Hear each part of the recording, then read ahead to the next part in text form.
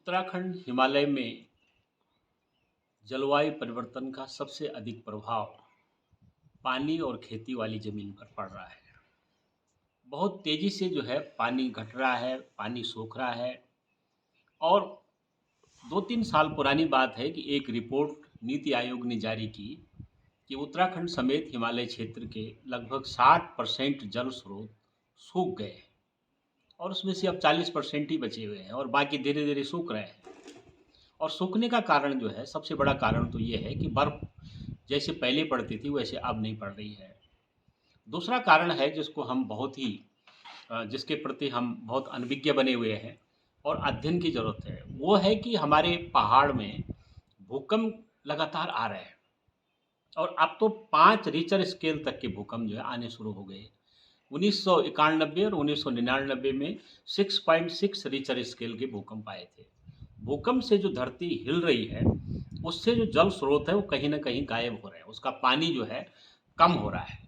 और हमारी मांग है कि सरकार को और जल संस्थान को, जल निगम को इसका अध्ययन जो है सक्षम वैज्ञानिकों से कराना चाहिए।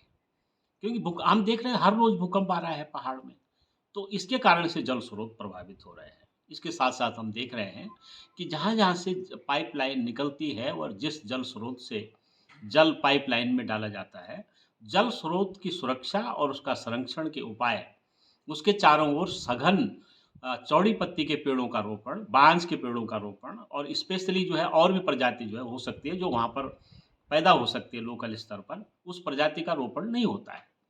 हम लोग केवल जल शोषण के लिए ज़्यादा सक्रिय रहते हैं और हाँ, हमारी जो व्यवस्था है जिसमें आजकल तो कह रहे हैं कि भई हर जगह नल और जल की बात हो रही है।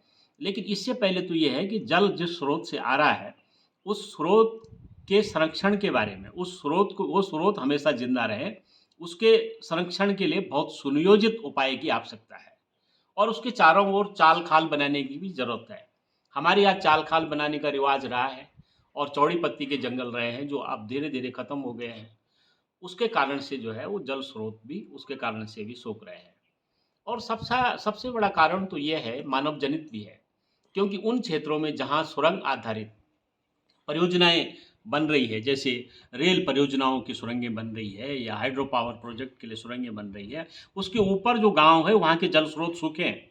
हमने एक रिपोर्ट जो है जारी की थी, ऊर्जा प्रदेश की उजड़ती नदियाँ, उजड़ते लोग। हमने